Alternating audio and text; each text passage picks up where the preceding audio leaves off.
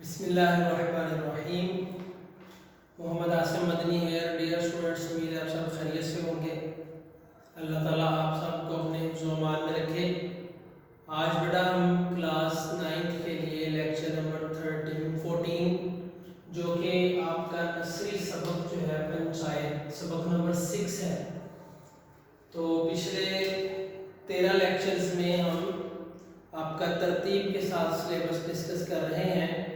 तो आज हम जो आपका सबक नंबर 6 है जो कि पंचायत सबक है उसको डिस्कस करेंगे। तो आइए सबसे पहले हम मुसन्निफ का तारुफ देखते हैं। इससे पहले आप तमाम स्टूडेंट्स अपनी किताब और रफ रजिस्टर लेकर तवज्जो के साथ लेक्चर को सुने ताकि आपको बेटा बात अच्छे तरीके से समझ आ जाए। मुसन्निफ का तारुफ, सबसे पहले मुसन्निफ कौन है? मुसन्निफ का नाम है मुंशी प्रेमचंद। इनका असल नाम दंपत राय है। आपकी किताब में मुसन्निफ का तारुफ लिखा हुआ है, उसमें पहला लफ्ज़ ये है कि प्रेमचंद का असल नाम दंपत राय है। मुंशी प्रेमचंद कहाँ पैदा हुआ? ये ज़िला बनारस के एक गांव मलही में पैदा हुए। इनके जो वालिद थे उनका नाम क्या था? मुंशी अजायब लाल। ये डाक खाने में मुलाजिम थे। फिर ये मैट्रिक का इम्तिहान पास करने के बाद एक स्कूल में उस्ताद लग गए मुंशी प्रेमचंद साहब। कब पैदा हुए?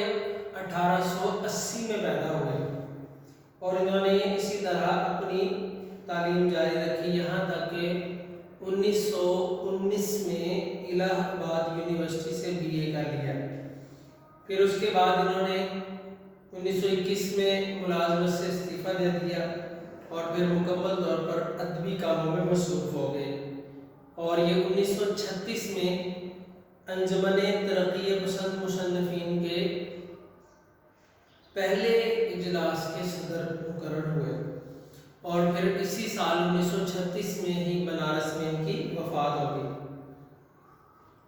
आगे इनके कुछ तहरीरी कमालात बेटा लिखे हुए हैं। किताब पकड़ के पढ़ने का, समझाने का मकसद ये होता है कि आप भी बुक से ही देखें ना, आप भी बुक से पढ़ लें।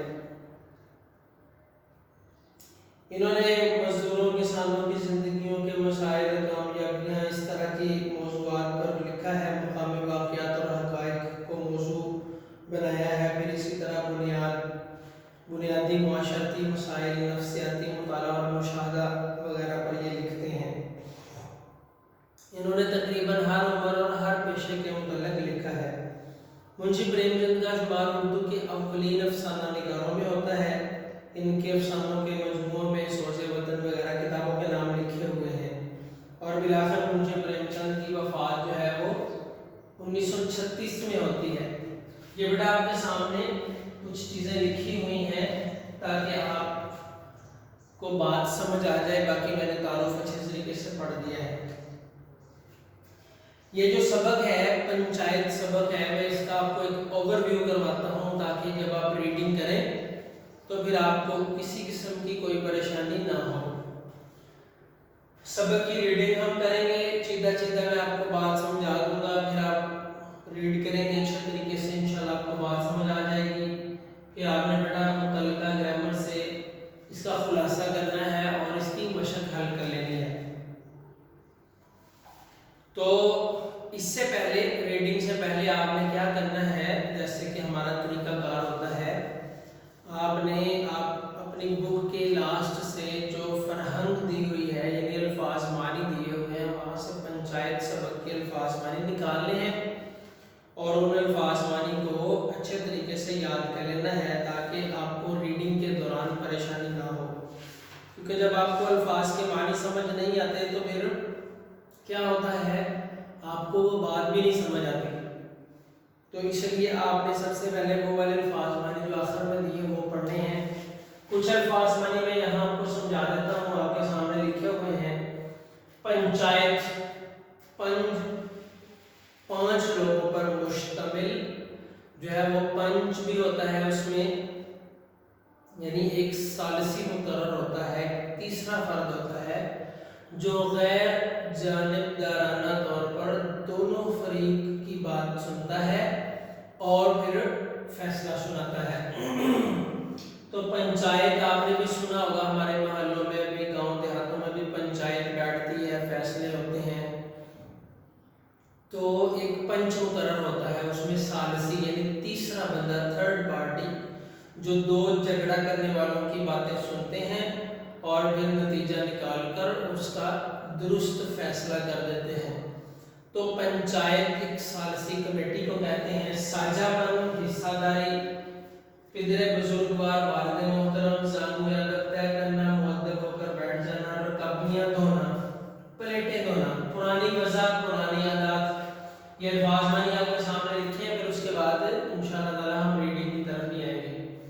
دقیقہ فروغ زاشت نہ کرنا، کچھ کمی نہ چھوڑنا، تعزیہ میں کوڑے مار پیٹ، بے دریغ، بے تحاشا موزہ کہتے ہیں گاؤں دیہات کو، جیسے ہمارے ہاں ریبے چلتا ہے، ٹھیک ہے، کہ فلان 77 ریبے، تو اسی طرح یہ کچھ علاقوں کی طرف موزہ چلتا ہے، موزہ فلان، موزہ فلان۔ ہبہ نامہ، تحفہ دن دی ہوئی رسید، یعنی تحفہ دن کسی نے جو کسی کو کوئی چیز دے دی، زمین وغیرہ، تو اس کے اوپر جو رسید ہوتی ہے، جو رجسٹری ہوتی ہے، اس کو ہبہ نامہ یہاں سبق میں کہا گیا ہے۔ سبز باغ دکھانا، دھوکہ دینا، مہر ہو جانا، پابندی لگ جانا، صدا، آواز، اندیشہ، ڈر، خوف۔ خواجہ خضر کی حیات، لمبی عمر، بے اعتنائی، لاپرواہی، گریہ وزاری، رونا دھونا، تاحین حیات، زندگی بھر۔ تو یہ سارے الفاظ معنی نہیں ہیں، لیکن بہت سارے لکھ بھی دیے ہیں، کچھ آپ کی فرہنگ میں ہے، یعنی لاسٹ پہ دیے ہوئے ہیں، موجود ہیں۔ تو آئیے ہم سبق کی طرف چلتے ہیں۔ بیٹا کتاب آپ بھی اپنے پاس رکھیں گے تو انشاءاللہ تعالیٰ آپ کو پوری بات اچھے طریقے سے سمجھ آ جائے گی۔ پنچایت سبق میں کیا ہوا ہے؟ پنچایت سبق میں دو لوگوں پر کہانی زیادہ گھومتی ہے، ایک ہے جمن شیخ اور دوسرا ہے الگو چودھری۔ ان دونوں میں یارانہ تھا، دوستی تھی، اور یہ حصے داری میں، ساجھے میں کھیتی کرتے تھے، ٹھیک ہے، لین دین میں بھی کچھ ساجھا تھا، ایک دوسرے پر کامل اعتماد تھا، بھروسہ تھا، یقین تھا۔ یہاں تک کہ جمن جب حج کرنے گئے تھے تو وہ الگو کو اپنا گھر سونپ گئے تھے۔ الگو جب باہر جاتے تو جمن پر اپنا گھر چھوڑ دیتے۔ اسی دوستی کا، یہ جو دوستی تھی، اس کا آغاز اس زمانے میں ہوا جب یہ دونوں جمن شیخ کے پدر بزرگوار یعنی والد محترم کے پاس، جن کا نام شیخ جمراتی تھا، علم حاصل کرتے تھے، زانو عادت طے کرنا یعنی مؤدب ہو کر بیٹھنا، علم حاصل کرنا۔ یہ ان کا مختصر سا تعارف لکھا ہوا ہے۔ اور شیخ جمن کی ایک بوڑھی بیوہ خالہ بھی تھی، ان کے نام تھوڑی سی زمین تھی۔ تو اس نے کیا کیا، جمن شیخ نے اور اس کی بیوی نے وعدے وعید کہ سبز باغ یعنی تم ہمیں یہ زمین ہمارے نام کروا دو، ہبہ نامہ کر دو، ٹھیک ہے، تو ہم تمہاری خدمت کریں گے، تم کیا کرو گی اس چھوٹے سے زمین کے ٹکڑے کو۔ خالہ اماں باتوں میں آ گئی، ٹھیک ہے، اس نے اپنی ملکیت ان کے نام کرا دی۔ جب تک تو ہبہ نامہ نہیں ہوا تھا، خالہ کی بڑی خدمت کی ان لوگوں نے، خوب خاطرداریاں ہوئیں، خوب میٹھے لقمے، چٹپٹے سالن کھلائے گئے، مگر پگڑی کی مہر ہوتے ہی ان کی خاطرداریوں پر بھی مہر ہو گئی۔ تو میں نے یہاں لکھا ہوا ہے مہر لگ جانا، پابندی لگ جانا۔ تو جیسے ہی خالہ کے نام سے وہ زمین شیخ جمن کے نام پر ہو گئی، پگڑی کی مہر تبدیل ہو گئی، یعنی ایک پگڑی جو نا کہتے ہیں ملکیت کو، تو ملکیت جب تبدیل ہوئی تو ساتھ ہی خاطرداریوں پر بھی مہر ہو گئی، پابندی لگ گئی۔ جمن کی بیوی کا نام تھا بی فہمی، تو اسے آہستہ آہستہ سالن کی مقدار روٹیوں سے کم کر دی، ٹھیک ہے، خالہ جان اس سے دیکھی نہ جاتی، برداشت نہ ہوتی۔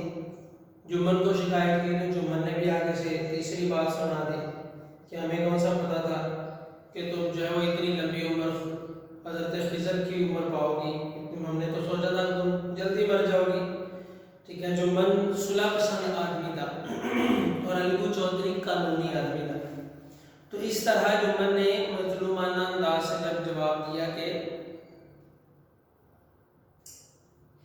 اب میں تمہیں ایسا نہیں کرنے دوں گا، یعنی جمن نے کہا کہ تم میرا خون ہی کیوں نہ چوس لو۔ کوئی یہ تھوڑی سمجھتا تھا کہ تم خواجہ خضر کی ہی یاد پاؤ گی، وہی میں جو آپ کو مفہوماً سمجھا رہا ہوں بات۔ تو خالہ جان اپنے مرنے کی بات کوئی بھی نہیں سن سکتا، خالہ جان بھی نہیں سن سکتی تھی، تو وہ جامع سے باہر ہو گئی، آپے سے باہر ہو گئی، ٹھیک ہے، غصے میں آ گئی اور اس نے کہا کہ میں پنچایت کروں گی۔ تو فاتحانہ انداز میں جمن شیخ نے کہا کہ ٹھیک ہے کر لو تم۔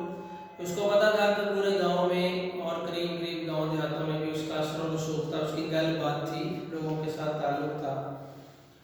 تو پھر خالہ جان نے کیا کیا، اس نے قرب و جوار میں اپنی لاٹھی ٹیکی، یعنی چکر لگائے، لوگوں کو جو ہے وہ اس بات پر ایگری کیا کہ آپ سب میرے ساتھ پنچایت میں ہیں۔ کچھ لوگوں نے تو منع بھی کیا، کچھ لوگوں نے مذاق بھی اڑایا خالہ کا۔ اسی طرح الگو چودھری کے پاس بھی گئی، تو الگو نے کہا کہ ٹھیک ہے لیکن میں پنچایت میں تو آ جاؤں گا لیکن کچھ بولوں گا نہیں۔ تو خالہ نے یہاں پر الگو چودھری کو کہا کہ حق کی بات کہنی چاہیے، مفہوم ہے۔ تو آپ بیٹا اس کو اچھے طریقے سے ریڈنگ کریں گے، ٹھیک ہے۔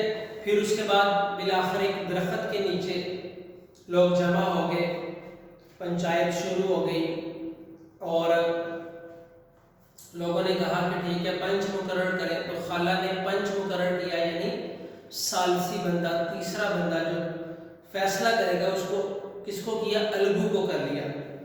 تو اسی طرح رامدن مصر بھی اس کے اندر موجود ہے، اس نے جمن سے پوچھا کہ تم کس کو بناتے ہو، ٹھیک ہے۔ تو جمن نے حاضرین پر ایک اڑتی ہوئی نظر ڈالی، اس کو لگا سارے میرے بندے ہیں بیٹھے ہوئے میرے ساتھ دینے والے، تو خالہ جان جسے چاہیں اس نے کہا بنا لے، مجھے کوئی مسئلہ نہیں ہے۔ تو خالہ نے الگو چودھری کو بنا لیا۔ پھر کیا تھا کہ دونوں نے اپنا اپنا مسئلہ بیان کیا، اور جمن شیخ کو یہ بڑا اعتماد تھا کہ الگو چودھری اس کا بچپن کا دوست ہے، اس کے حق میں فیصلہ کرے گا، ٹھیک ہے۔ تو جرا ہوئی، جرا کا مطلب بحث و مباحثہ ہوا، دلیلیں ہوئیں، سارا کچھ ہوا۔ تو پھر اس کے بعد کیا ہوا کہ الگو چودھری نے فیصلہ سنایا۔ الگو چودھری نے فیصلہ یہ سنایا کہ تمہیں معقول نفع آتا ہے زمین سے، کھیتوں سے، تمہیں چاہیے کہ خالہ جان کے ماہانہ گزر بسر کا انتظام کرو، بندوبست کرو۔ اگر تم یہ نہیں کر سکتے تو پھر خالہ کی زمین واپس دے دو۔ تو جب یہ بات سنی تو جمن شیخ سناٹے میں آ گیا، اس کو بڑا دکھ ہوا۔ تو پھر یہ انتقام کی جو ہے نا لہر ایک شروع ہو گئی، جو دوستی تھی وہ دشمنی میں تبدیل ہو گئی۔ اسی طرح آگے جو ہے نا ذکر ہے۔ پھر کیا ہوا، الگو چودھری 2 بیل لے کر آیا تھا، گویا مال لکھا ہوا ہے جو کہ بیلوں کی قسم ہے، جوڑی لے کر آیا تھا۔ مہینے بھر کے بعد اس کا ایک بیل مر گیا، ایک بیل اس کے کام کا نہیں تھا، تو پھر اس نے سمجھو سیٹھ کو یہ بیل فروخت کر دیا۔ کس نے؟ الگو چودھری نے۔ تو وہ بیل سمجھو سیٹھ کیا کرتا تھا، منڈی جاتا تھا اور وہاں سے گھی کے کنستر اور سامان وغیرہ، نمک وغیرہ لاد کر لاتا تھا، تو لیکن بیل کو وہ چارہ نہیں ڈالتا تھا۔ تو دیکھتے دیکھتے ایک مہینے میں اس کا بیل جو ہے وہ مر گیا۔ رستے کے اندر جب مرا تو اس کا سامان وغیرہ بھی چوری ہو گیا۔ مفہوم بتا رہا ہوں، آپ نے بیٹا ریڈنگ کرنی ہے اچھے طریقے سے۔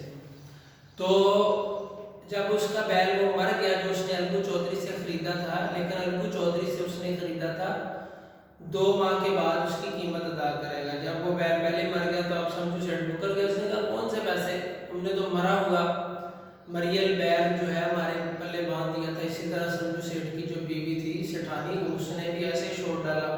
الگو چودھری کی جو بیوی چودھرائیں تھی، ان کی آپس میں اسی بات پر لڑائی بھی ہوئی۔ تو پھر کیا ہوا کہ پنچایت میں بات چلی گئی، پنچایت بیٹھی۔ اب جب پنچایت بیٹھی تو الگو چودھری کی پنچایت میں شیخ جمن بھی پہنچا۔ اب شیخ جمن کے دل میں یہ بات تھی کہ مجھے سمجھو سیٹھ پنچ بنائے، ٹھیک ہے، اور میں اپنا بدلہ الگو چودھری سے لے لوں۔ تو اسی طرح ہوا، رامدن مصر نے پھر चौधरी की तरफ देखा और कहा कि किसको बनाते हो। समझू सेठ ने कहा कि मैं शेख जुम्मन को बनाऊंगा। समझू सेठ अपना फ़ायदा लेना चाहता था, तो अलगू चौधरी ने कहा कि मुझे कोई उज़र नहीं है, कोई मुझे इस पर जो है ना वो परेशानी नहीं है, जिसको मर्जी बना ले। तो जब शेख जुम्मन इस अजीम शान कुर्सी के ऊपर बैठा, पंचायत जो पंच होता है वो मुंसिफ होता है, अल्लाह तबारक व तआला की तरफ से उसको एक मनसब दिया जाता है, वो उसका पास रखता है। तो फिर उसी तरह जरा हुई शहादतें गुजरी, ठीक है, फरीकैन ने बहुत खींचतान की, एक दूसरे की बातें की। तो मामला जब बिल्कुल बिलाखिर पंच ने फैसला सुनाना था, तो शेख जुम्मन ने क्या फैसला सुनाया। उसने कहा कि मैंने समझू सेठ और अलगू चौधरी के मामले पर गौर व फिक्र किया है। समझू को बैल की पूरी कीमत देना वाजिब है, क्योंकि जिस वक्त उसने बैल खरीदा था अलगू चौधरी से, तो उस वक्त वो सही और सलामत तंदुरुस्त था, उसको कोई बीमारी न थी, ठीक है। तो अगर कीमत उसी वक्त दे दी जाती तो ये सारा मामला ना बनता। यानी कि जुम्मन शेख ने बड़ा प्यारा तोल कर अच्छा फैसला किया, तो इससे सारी पंचायत भी खुश होगी। अलगू चौधरी और समझू सेठ, अलगू चौधरी और शेख जुम्मन, इन दोनों की जो दोस्ती कट हुई थी उस मामले की वजह से, खाला वाले मामले की वजह से, शेख जुम्मन ने जब दुरुस्त फैसला किया तो उनकी दोस्ती का मुरझाया हुआ दरख्त दोबारा से हरा हो गया। शेख जुम्मन ने कहा कि मुझे सीट पर बैठकर एहसास हुआ कि मुंसिफ क्या होता है, पंच को क्या करना चाहिए। तो जल्द हाजा जो तुमने खाला वाला फैसला किया था वो बिल्कुल ठीक था, अब मैंने तुम्हारे हक में बिल्कुल तोल कर फैसला किया है, मैंने किसी की साइड नहीं ली। तो इस तरह उनका जो है वो दोबारा से मुरझाया हुआ दरख्त हरा भरा हो गया, यानी दोस्ती दोबारा से हो गई। और अब वो चालों की ज़मीन पर नहीं थे, बल्कि इंसाफ की ज़मीन के ऊपर खड़े थे। तो ये बेटा इसका पूरा एक ओवरव्यू है, आपने रीडिंग करनी है, अल्फाज मैंने मुतल्लिका ग्रामर से देख लेने, इसका खुलासा याद करना है आपने और इसकी मशक़ करनी। जब आप इसकी रीडिंग अच्छे तरीके से कर लेंगे तो फिर इंशाअल्लाह ताला आपको इसकी मशक़ अच्छे तरीके से खुद ब खुद हल करना आ जाएगी। इसमें कुछ अल्फाज मानी हैं और गलत दुरुस्त हैं, खाली जगह पुर करनी है आपने, शॉर्ट क्वेश्चंस के आंसर आपको मुतल्लिका ग्रामर से भी मिल जाएंगे।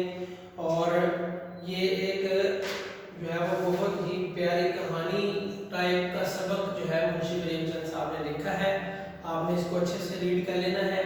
इंशाअल्लाह ताला नेक्स्ट लेक्चर में 9th क्लास के स्टूडेंट्स आप सबसे दोबारा मुलाकात